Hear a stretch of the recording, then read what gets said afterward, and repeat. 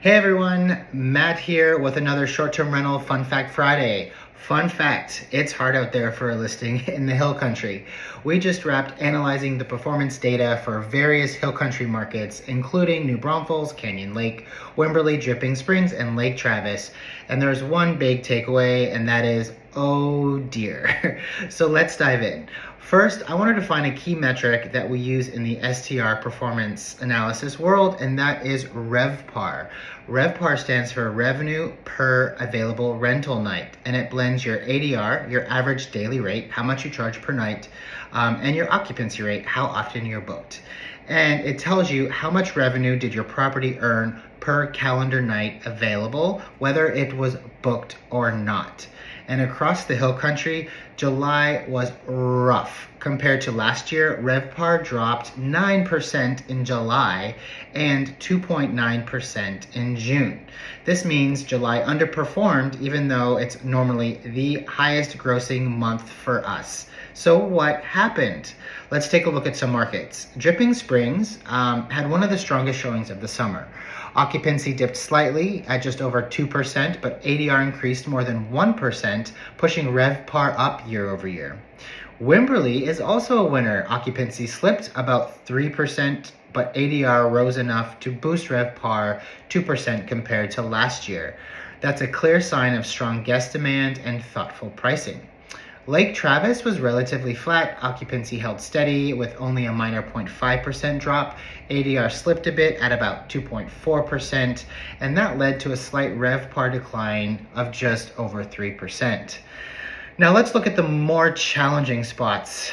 New Braunfels struggled. Occupancy dropped nearly 10%. ADR only declined 2%. This imbalance suggests that hosts waited too long to adjust pricing. The result was a 12% drop in RevPAR. This is a textbook example of what happens when pricing strategy doesn't match market conditions. Canyon Lake, poor Canyon Lake, saw an even steeper imbalance. Occupancy fell just over 10%, yet ADR dropped less than 0.5%, essentially unchanged. That's a red flag. Hosts here barely adjusted pricing at all, despite clearly lower demand. Also, the combined data hides the fact that July was much, much worse than June. For example, in July, the occupancy for Canyon Lake dropped 15%, revenue dropped 16%, and RevPAR also dropped 16% compared to July of last year. Ouch.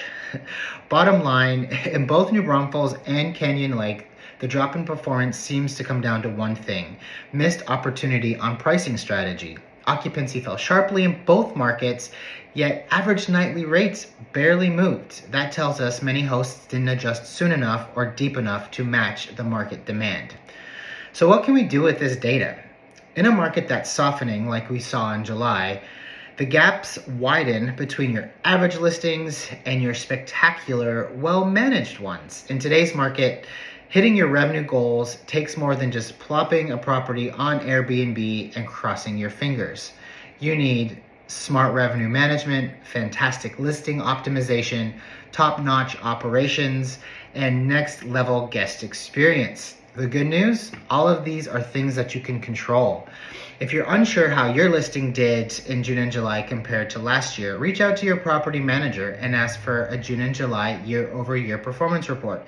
If you don't have one, reach out to me and I'll make a report for you.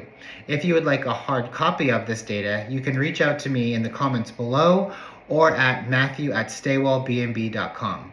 If your property didn't do as well as you wanted it to in June and July, let's chat. Perhaps we can improve it and get you on the right path.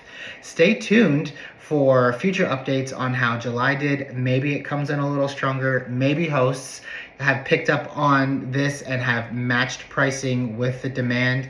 But until next time, stay sharp, stay strategic, and stay booked.